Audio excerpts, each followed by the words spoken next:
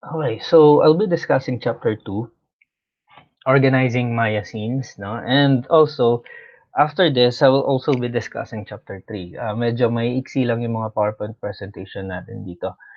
Um, the first chapter that I'm going to discuss is the chapter 2, organizing Maya scenes. So it is a part again of our subject modeling and rigging. So hindi pa rin tayo umaalis on how are you going to be familiarized with the interface, no? Uh, unless, no, familiarize na tayo dun sa interface, that's the time that we could already model something, no, out from Maya. Okay. So this would be beneficial in us, no, later on pagka nagmo-model na tayo ng mga complex models and even basic models. So it would help us to freely navigate Maya. Okay? So again, this is chapter 2, no? Okay? So I already opened the Maya. Okay? Yung first natin is yung working with outliner. Okay? So ano ba si outliner? Outliner is like it would show the hierarchy of the objects in your scene, no? And you have different ways on accessing your outliner, no? Maraming way. Yung first is yung under window.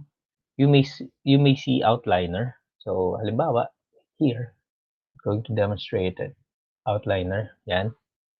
So mapapansin natin kahit walang laman yung outline, yung ano natin, yung scene natin, you'll see that each of that may composition kasi yung scene natin. Nandiyan na yung ano, nandiyan na automatically yung 4 na different cameras, no, which focusing on a particular side, dun sa perspective, sa top, sa front, and then dun sa side. These are commonly default, no, cameras that is already in-house dun sa default interface natin. So kung marami kayong objects, mas marami kang makikita rito sa outliner. And uh, uh, uh, as you go along, no, pwede mong kontrolin yung mga objects and scenes mo, yung objects mo rather, using the outliner. So I'll be demonstrating it later pa, no? Okay? So this is a one way, no? So kapag ka ano kasi magko-collapse yan, and as you can see yan, pwede mo ring i-fix, ayan, no? Gaganyan mo lang tapos i-drop mo doon, mafi-fix na siya, no? So kung hindi mo siya kailangan, you could still close it, no? And then another one is, ayan, you could select one viewport, then under panel, you switch to panel and then outliner. So paano ba 'yon? Okay, so assuming, 'di ba, ito, let's say for example, in default kasi nakaganito 'yan eh. Okay? So gusto mo ring makita yung outliner pero gusto mo hindi siya naka-float, you could switch to either anong view, kahit nasaang view dito. So halimbawa this one, and then under, again, no, balikan natin 'to. Under panels, you select panel. Okay, so eto, under panel, you select panel and then outliner. Okay? So this would allow you to, eto, kung mapapansin natin, lumitaw pa rin yung outliner natin in a floating view. Pwede natin i-close yan. Pero kung mapapansin natin si outliner natin dito, ayan na siya. Nakasama na siya dun sa view. Okay? So pinalitan niya. Okay? Pinalitan niya yung view natin, yung isang view natin into an outliner. Again, no, this is very, very helpful, lalo na kung gusto nating complex na yung object natin, tapos ang dami-dami ng object na nandoon, nagsama-sama na. So si outliner would be parang ang datingan niya is, uh, it is the breakdown of all the objects in your scenes, no? So ganun yung ginagawa ni outliner dito. Okay, so again, it will show the hierarchy of your objects in your scene, and it could show a specific. Okay, so halimbawa gusto natin ipakita lang yung camera, ipakita lang yung polygons. So let's say eto, you know, under show, no, here, you could just set kung ano yung gusto lang nating makita. Okay, let's say geometry. Okay, you could just see camera. Halimbawa ito, may makikita kasi tayo dito 4 na camera eh, no? So let's say I'll just show camera. Where's my camera? I can see it. Ito. 'no? So, mapapansin natin lahat ng ano, nawawala, camera lang, 'no? So, 'yun, puwede naman. And then you could switch to ayan, madami lights, 'no? Okey. So, papakita niya lang kung ano, then you could still clear it para ipakita lahat, okey? So, 'yan, 'no? So, this is the outline view or yung outliner natin tinatawag, okey? Next is creating hierarchy. So, let's say for example, meron ka ng outliner. Of course, you could create the hierarchy already. Kapag sinabi nating hierarchy, ito yung pagkakasunod-sunod ng objects natin. So, let's say for example, in creating hierarchies here, may makikita tayo. I'll be providing you the file, yung 03_02. Okay, para i-test yung hierarchy and to create hierarchy, no? So, open lang natin.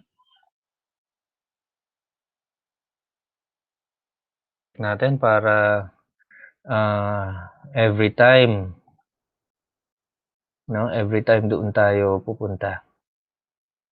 My files, exercise, set.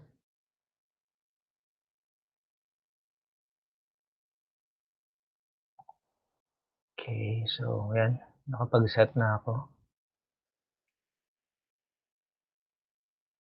Okay, baguhin ko lang. Parang mali yung na ano ko. Yeah, okay, mali nga. Masyadong maaga yung directory na nakuha ko. Okay, yan. I think I'm good already, no? Okay, so open scene natin, yan. So, ang gagamitin nating file is 0302. Hanapin ko lang si 0302, yan. Okay. So, this should do it, no? Ito yan. Okay. So, what are you going to do here is you are going to have the hierarchy. So, let's create a hierarchy using outliner. So, middle click by dragging. Okay, let's say for example in here, okay? Ang mangyayari kasi dito is like gusto ko pagka sinelect ko yung tray kasama yung mga donuts. Okay, so ganun, no? So, para halimbawa eto, gusto ko pagka ginalaw ko siya kasama yung donut. So, how are you going to do that? So, puwedeng group, puwede naman 'yun. Pero let's say for example, ayaw mo ng group, gusto mo parang, it's like you could still select them one by one, 'no? Pero pagka ito halimbawa yung pinaka-parent, pagka ginalaw ko sasama yung mga child niya. So, using outliner, so kunin ko lang siya, outliner here. Here you could see lahat ng ano, lahat ng, objects natin. So, let's say for example si donut 6, donut 5, and so on, 'no. So, lahat sila pagka kini-click natin dito, automatically they are selected on the perspective view din. So, gano'n gano'n ka ano, gano'n kaganda yung yung trabaho ni outliner, okay. So, next, let's say ito, puwede ko siyang i-drag, okay. 'Pag nagda-drag ako, I am selecting it, 'no. That is left click, 'no, na dragging, 'no. Na kung halimbawa gusto ko siyang i-drag talaga or reposition it, okay, I could use the middle mouse, okay, and then as you can see here, ayan, pagka single line ibig sabihin sinisingit mo lang siya doon. Pero 'pag nag-double line siyang just like this, ibig sabihin you are currently doing is parang pinapasok mo siya as child nung isang object na yun. So, let's say for example, just to try it. So, gusto ko sa tray siya, okey. So, once na dinrag ko siya, notice that the tray already has a plus sign. Ibig sabihin si tray here has already a property of this one. So, ibig sabihin child na siya. So, pagka ginalaw ko 'to, automatic yun is ano na rin, part na rin siya. Okey, so pero ito pagka ginalaw ko hindi siya part. Okey, that's the difference between group, 'no? Okey, kapagka ang group kasi kung saan mo dalhin talagang lahat sila sasama. Pero ito yung sa hierarchy it's not, 'no, it's not. So, pero halimbawa ginalaw ko 'to, okey, ta's ginalaw ko 'to, sasama pa rin yun kahit na inedit natin yun. Okey? So, that makes sense, 'no, that makes sense. So, halimbawa lahat 'to ida-drag ko siya going here, okey, so that pagka kinuha ko 'tong automatic sila. Pero I could still switch to, kumbaga pwede ko pa rin i-drag yung ibang yung ibang object. Okay, in reference dito sa tray natin. Okay? So, yun, no? So, that is creating hierarchy already.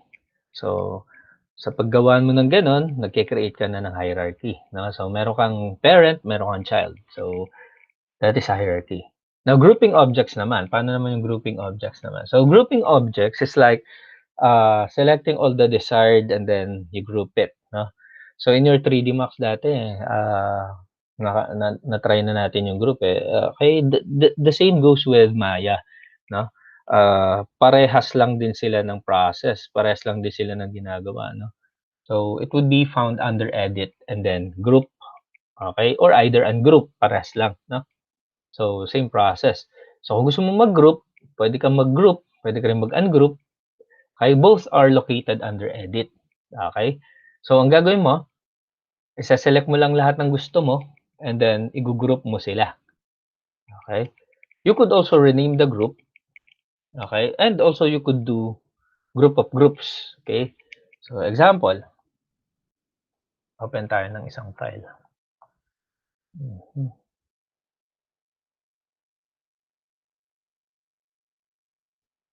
Let's see this.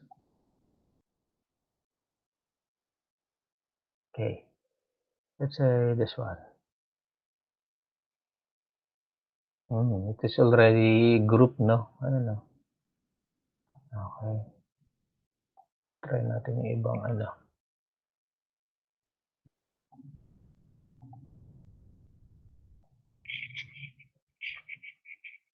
Okay. So, this one. Let's say, gusto ko, ito. Okay, ayan. Gusto ko, itong mga donut na to, naka-group sila. Okay, so, pwede ko silang i-group. So, isa-select ko lang sila. By means of shift. Ayan. And then, under edit, I could group them. Okay, notice na lahat sila napunta doon. Okay, so, pwede ko din silang i-rename by just double-clicking, let's say, donut. Okay, that is the group of donut. And then, pwede rin, halimbawa, itong group na to. Okay, ano ba siya? Ano bang laman niya? So, lights. So, si lights, pwede ko rin siyang ilagay under sa donut group. Para pagka, let's say, minove ko si donut, si lights, nakafocus pa rin kay donut. So, hindi mag-iiba yung focus ng lights dun sa donut. That is possible. So, that is a group of group. So, ito, pwede kong ganyan. Middle click pa rin, di ba? So, yan. No? So, notice, ayan. So, meron kang donut group. And then, under the group of donut, meron ka pang lights. So, that is a group of group, no? Okay? So, we could do group of groups, no? Okay, that is not limited with that, no? So, pwedeng madami. We could do mas madaming groups within the group. Pwede rin yan. Okay? That is also possible. Okay? And then, understanding hypergraphs. So, medyo, may parang, may parang chart, no? Okay, so let's open the file 03_04. Okay. So, open lang natin.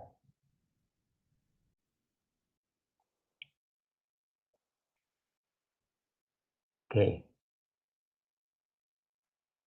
Close muna natin. So, here.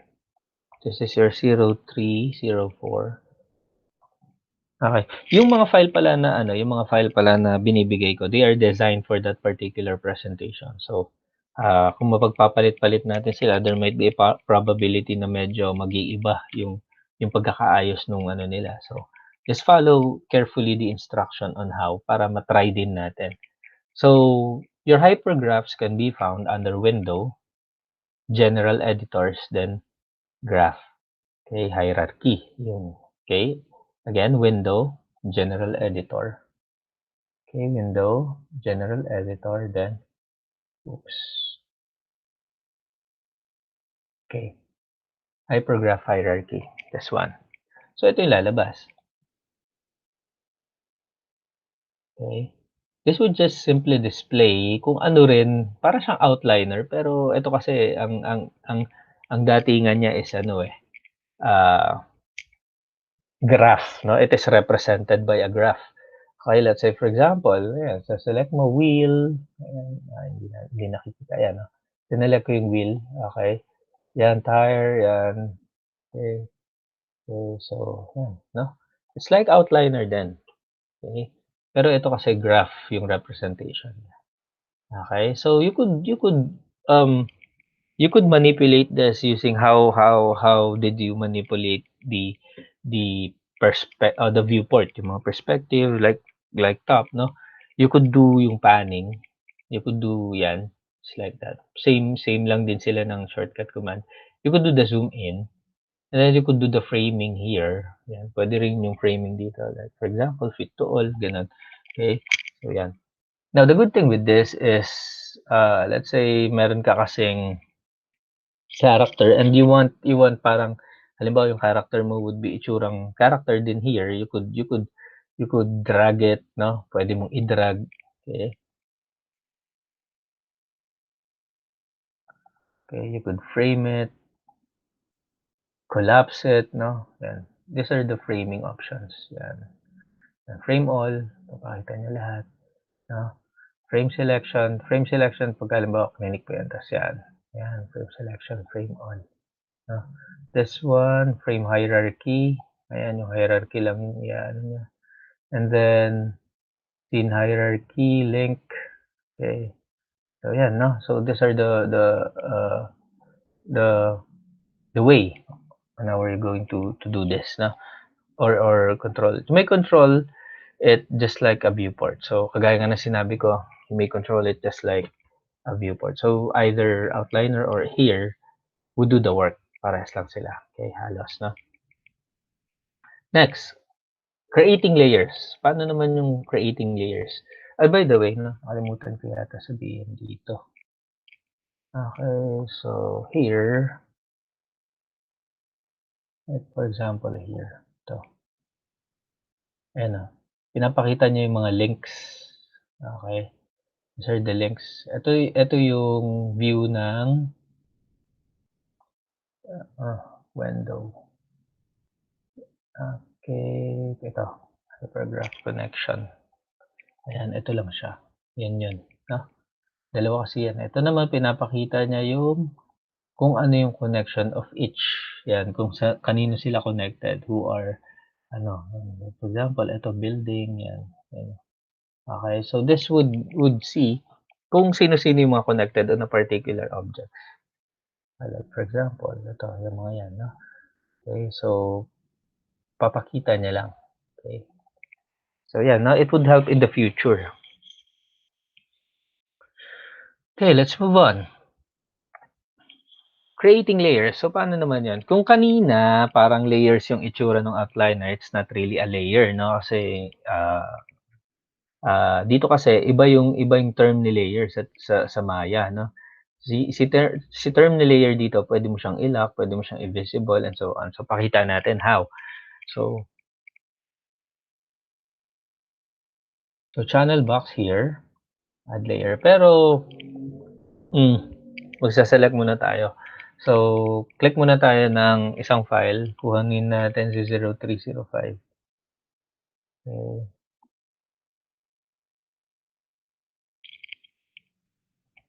Under 0305. Yan. Ito siya. Okay. So, pakita lang natin si outliner para medyo yan. And then, sa channel box natin, oops. Napunta saan si outliner ko Okay. Let me collapse that. Okay, so here. Okay, so yan, halimbawa, nagsaselect ako ng ganyan. Say building. Ito, building. Okay, under channel box, this is your channel box. Okay, so here, you could add layer, no? Pwede tayo mag-add ng layer dito. So let's say this is the selected one, yung mga building ko. So yung group yung kinuha ko, automatic lahat sila selected, 'no? So mag-add ako ng layer, create layer from selected, 'yan. Now the good thing with this is, 'yan, puwede kong palitan here, so layer ng building 'to. Pero this is not ano, this is not, required. Kung halimbawa hindi mo naman kailangan gawan ng layer, then do not do it. Kung kailangan mong gawan ng layer, puwede. Eh, ano bang magiging, gamit ni layer? So let's say, sinave ko siya. Mhm, okey.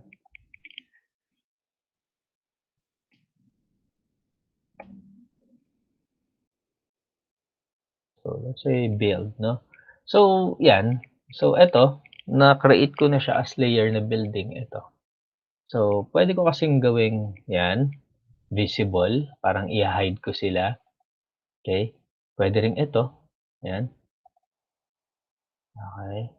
So here, 'yan, okey, visible, okey. Now this is the,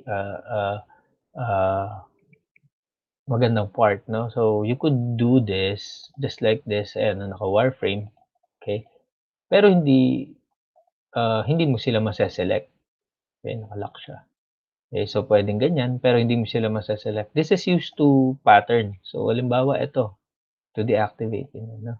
So halimbawa nagmo-model tayo, eh, ayaw muna natin ma-select, ayaw din natin i-hide. So basically puwede natin gawan ng layer to at least control it, 'no, ah, in a group or individually. So this is the work of layer, 'no? So halimbawa ito, okey, paandarin ko 'to, eh, ayaw ko ma-select muna 'to, eh. Okey, I could do this halimbawa, hmm, where's my window? Ayan, yan. I could select the road, 'no, tapos create from selected, yan. Then I could lock it, okey yan. So hindi ko na nase-select yan, eto na lang yung mase-select ko niyan. Okey, so hindi na ako mag-aano na baka ma-select ko yung road, ma-select ko yung building, 'no? It's not, kasi eto na yung kumbaga naka-lock na sila using layer. So that is the good thing with layer, okay? So next, hide and show objects. This is madali lang, 'no, madali lang 'to. So, under display, hide, 'no? So to unhide, gano'n din, shift plus H, control H to hide. So, paano 'yan? So ito na lang, itong same na lang natin. So actually meron din naman ditong hide, eh, pero just to kung ayaw natin gumagawa-gawa ng mga layer, puwede naman. So control H to hide, okey. Then shift H, to unhide.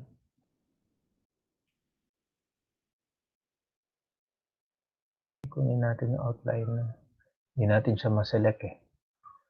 Window, outliner, okay, this is one, shift H, yan, okey. So tignan natin, napaka-useful ni outliner. So lagi nating kasama dapat 'yan, lagi nating i-a-access or else mahihirapan tayo, okey. Next, let's move on with our next. Next is, okay, creating layers. Okay, hide and show objects. This one, work with selection mask. So si selection mask naman is like, hindi siya yung masking, 'no? Hindi siya masking kagaya ng sa Photoshop and other, graphic, 'no? So selection mask is like parang, you are categorizing lang kung ano yung mga puwedeng ma-select. Okay, this is for modeling purposes as well, 'no? Halimbawa, gusto natin proficient yung pagse-select natin, you could do this, no, the following. So, okey, open lang natin 'tong file na 'to, 0307.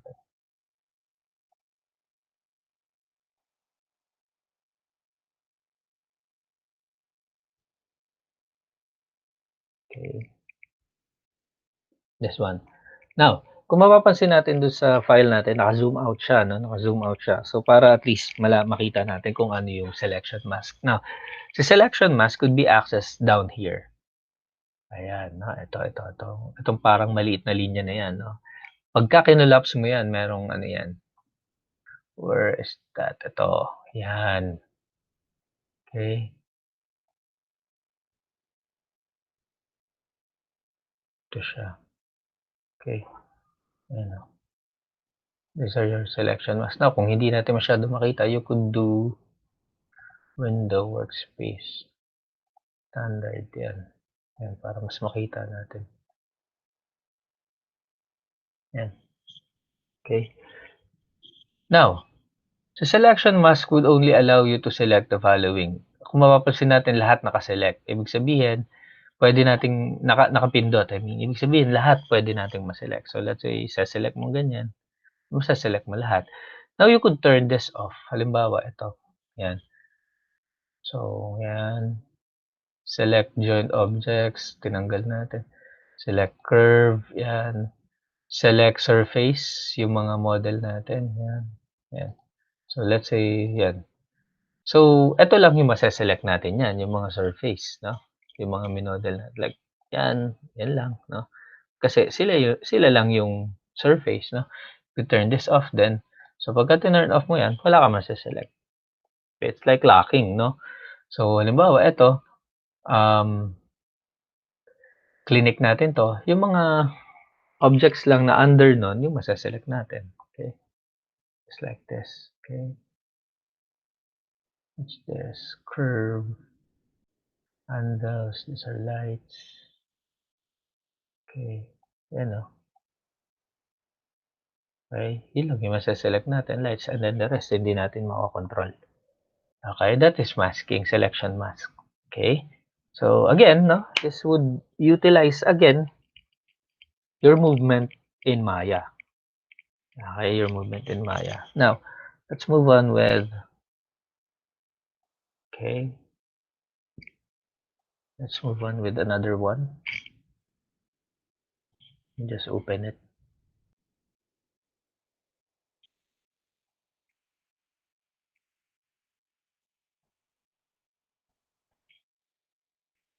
Okay, next is creating polygonal objects. So, maiksi lang din to. Okay, maiksi lang din to. So, how are you going to create polygonal objects and control them? Okay. Let's start. So, pwede kayo mag-create ng mga polygonal objects by means of having the by clicking create and then under create, no, polygon primitives, and then you have a lot, no, a lot. So you may turn on interactive creation to at least drag kung gusto natin ng dragging. So pakita ko lang kung paano yan. Okay, open natin yung Maya ulit, and then let's try to reset this. Okay, don't save. Let me show the grid line. Ito, no? Para ano. Okay, so under here, yan, no? This is polygonal polymodeling kasi this is your parang cabinets, no? Pwede rin dito kasi maraming ways on how. So, halimbawa, ito, polygonal primitives, ayan. Tapos may mapapansin tayong box dito. Pagka-clinic natin yan, ayan, no? Pwede natin siyang dalhin kung saan natin gusto. Though pwede rin nandun lang siya. And meron ka rin dito. Okay?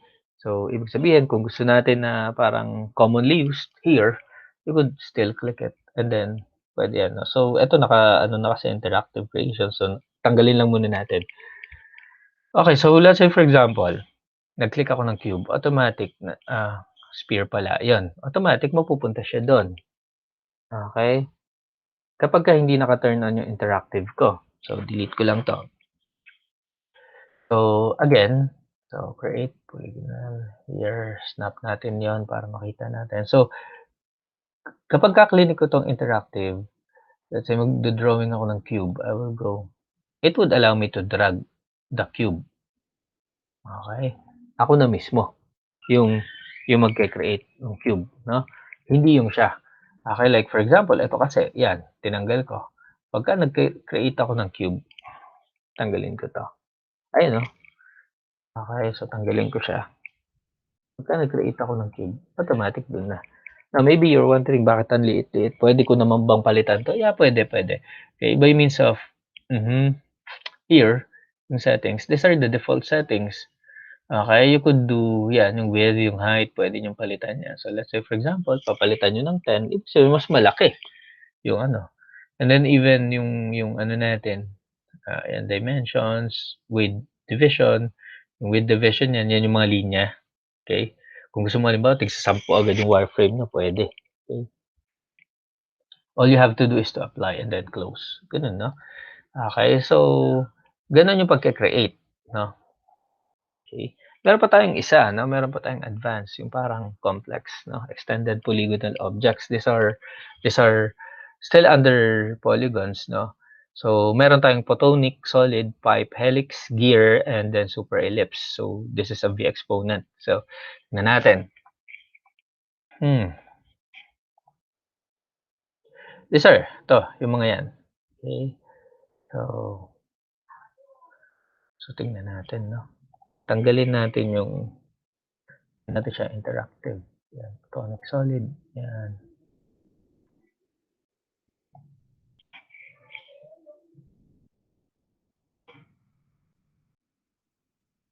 Can we create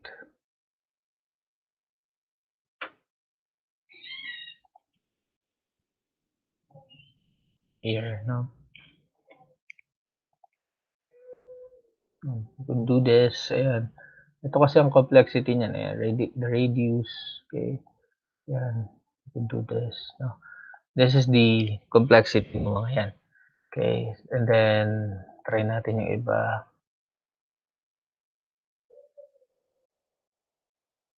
pipe, yan, yan, and then yan, okay. So this is the pipe, and you could do the radius, no, palitan. Yung height, you could do the thickness as well. And then subdivision, yan, kung gusto natin ng do the 4, ganyan, no? Do 5, okay, it's up to you. No? And then here you could do the subdivision also. Yan. Okay, yan, no? So, yan, pwede niyong palit-palitan here. Lahat ng possibilities na meron yung ano natin, object natin. And then you could do the material, pero later na yan. Okay? So, delete ulit natin. Let's try another one.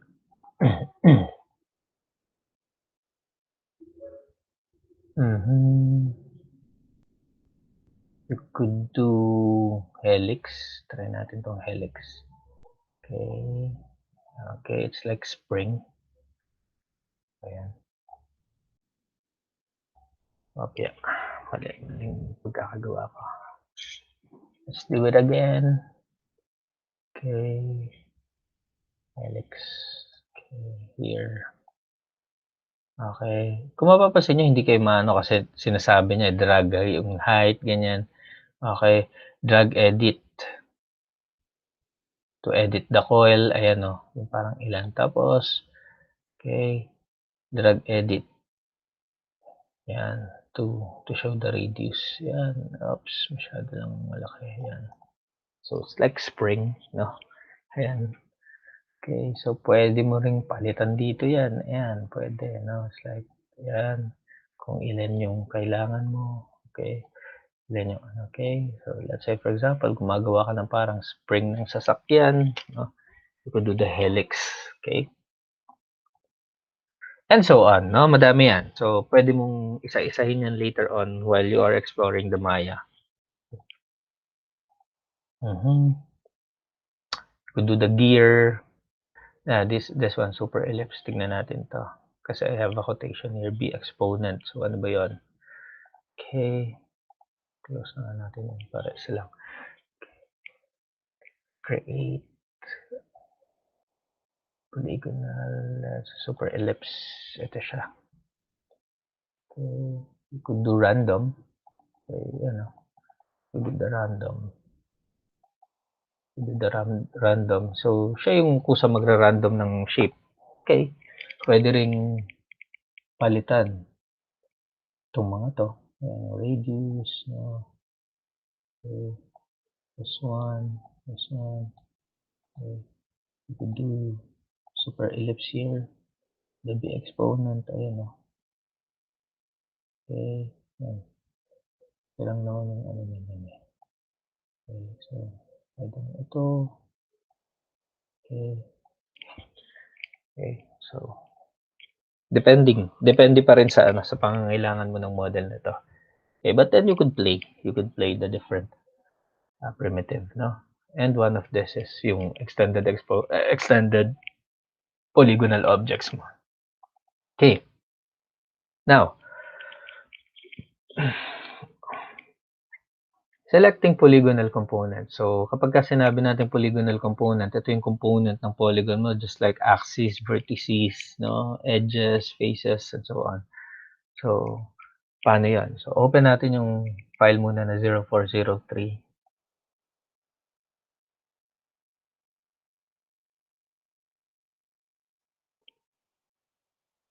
Okay, so it focuses here para makita lang natin na maayos yung ano natin. Okay. Now, by means of right-clicking, lalabas yung marking menu natin, and then it would allow us to select vertex, edge, and face. Okay, so here, right-click, edge, vertex, face. Okay, so let's say for example, select yung vertex, it would give me yung vertices. Yan, no? Which allows me to, pull it up. Pull natin yun. Okay. Now, ito rin, pwede natin dalhin dyan to create different form, no? Now, pwede rin nating, let's say for example, gusto natin paikot, no? Pwede nating click to, and double click natin yung kabila while holding shift, paikot yan. Yung nasa row niya, okay, you could do the same here. Yan. Okay. So, yan. Nahirapan ako, hindi ko makita. Yan. Okay. Now, you could do, right-click again, face naman, ano naman tayo, edge. Let's have edge. So, ito. Yan. Just double-click nyo yan. Ayan. Okay. So, yan. So, ganun din. Edge naman, these are the lines of your object, no? Again, no? Pwedeng, yan, hilahin mo. It depicts different effect, eh. Kapag vertex kasi, matulis, no? So, still, you could rotate. Pwede mo rin i-rotate yan. Depending on how are you going to do yung effect nung ano mo. Okay? Yan. So, gumagana rin yung kanina, yung pinakita ko na by means of, I can do the select lang yan. Yan, select lang. And then shift, yan, paikot. Okay, ito, yung kasunod niya, paikot, no? So, paano naman kung halimbawa hindi let's say dito, mase-select lahat yan. Okay. Yan. So, yan. Okay. So, next is face. Ano naman yung face? Face is yung polygon, yan. Yan. You could still, yan, pwede mo rin hilahin yan. Okay, you could still rotate this. Pwede mo rin i-rotate. Hindi. Doon sa pangangailangan mo. And the same goes with the selection. No? Gumagana rin yan. So, here, yan, no? Then, yan. Kung halimbawa, ito dito, masaselect lahat. You could do yung shift lang. Kung gusto natin, yung series lang. Pwede rin yan. No? So, those are the polygon component mo. So, tandaan natin ang polygon component, these are vertex, edge, and faces. Which you could select, move, and rotate, and even scale them. Okay? Next, soft select and symmetry. So, ginagamit natin si soft selection to adjust fall off or para manghila tayo, makapanghila tayo. Tapos, na medyo organic yung itsura. Kasi dito, tignan natin to. Tignan nyo to. Pagka halimbawa hinila natin 'to just like this, mukhang ano 'di ba, mukhang kwadrado. Okay, there are some instances na gusto nating hilahin 'to pero proportionate yung datingan niya. Medyo organic yung itsura 'no, hindi drastic. So paano yun? So by means of using soft selection, so open lang natin yung file na 404.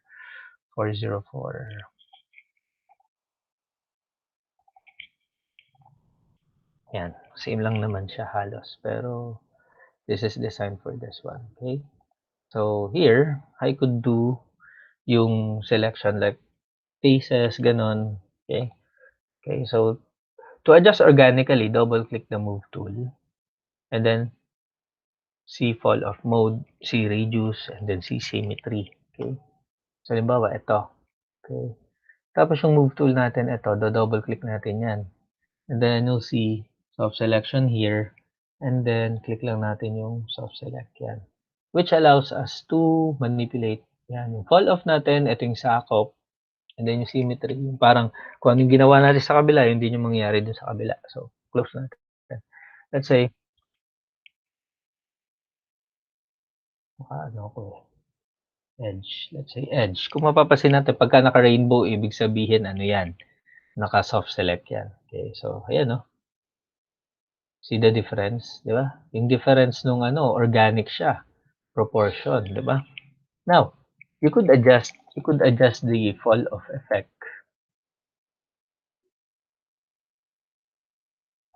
Ayan, puwedeng ayan, oh, sakop niya buo, kalahati, puwede ano, okey, ayan, oh, 'yan. So,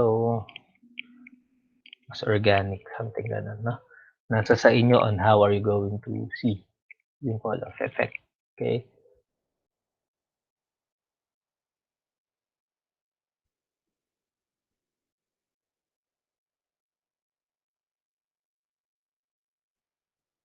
'Yan 'no? Fall of colors puwede nating palitan 'no, okey. And then yung symmetry, you could also, have this 'no, 'yan, naka-off siya so puwede mong halimbawa yan, object X. So si symmetry kasi would allow you to at least tingnan natin yung effect niya. Ayan, oh, kung ano yung ginagawa mo dun sa kabila, yun din yung magiging ano ng kabila, okey? So proportion, hmm, so natin siya, and you could also do the same 'no, dun sa kabila. So that is asymmetry, okey? Next,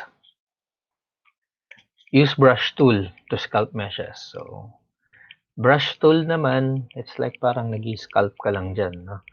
So meron kang way on how we're going to access it. So using mesh tools, meron kang makikitang sculpt tool, ta's puwede mong i i i-collapse 'yun. So meron din puwede rin sa sculpting tab 'no, na nandun sa mga parang cabinets natin somewhere dito, 'yan. Okey, 'yan, itong mga 'to, okey. So open natin yung file na puwede nating i-try, 0405, okey.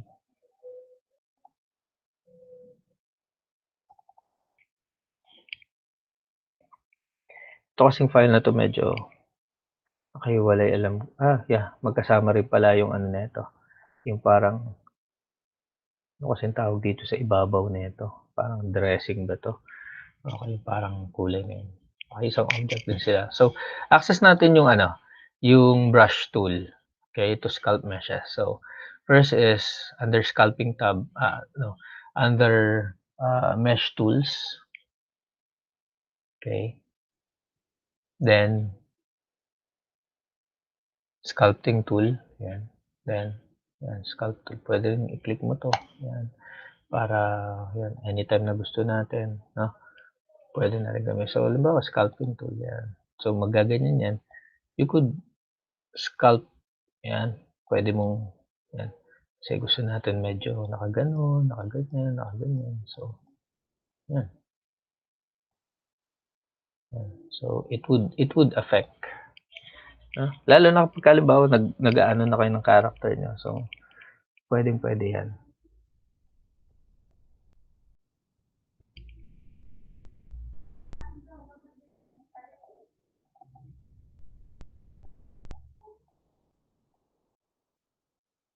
And you could do symmetry here, sculpt tool, symmetry. Okay, pagka naka-symmetry kayo, kagaya pa rin nung nangyayari.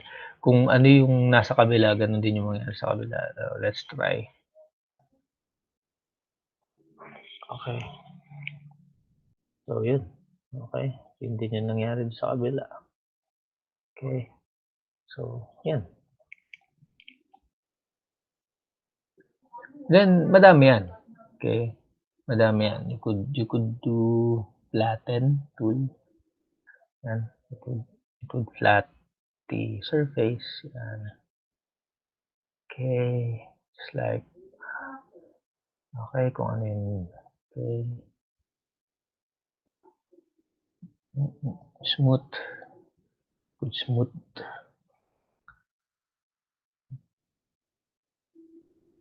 Yan. This is a good no? This is a good tool, no? Na pwedeng makatulong sa atin sa pagmo-model later on. Okay? So just play along with the sculpting tool para maano natin. And then next is yung modeling toolkit. So pinapakita lang dito on how you're going to access your modeling toolkit. So select your object and also play and explore. So saan ba natin siya makikita? Here, somewhere here. Siya. Modeling toolkit. Okay. Yan, no? So, this is your modeling toolkit, which allows you to, yan, okay, which allows you to cover here yung buo, no? This is your vertex, edge, yan, okay. And then, yan, pwede nyong,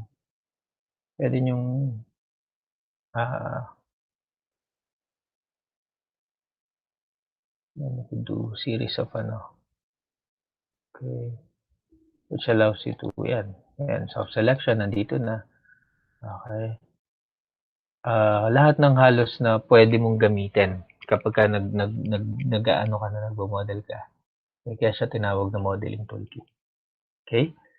So, anong gagawin natin? Ang gagawin natin is, again, you're going to try this. Hopefully, by next meeting, makapag-start na tayo ng model natin. And then, you're going to demonstrate how did you do it. And then, submit the portfolio. Okay, ganun lang kasimple yung requirement natin for this week. Okay? So, that's it for now. Okay.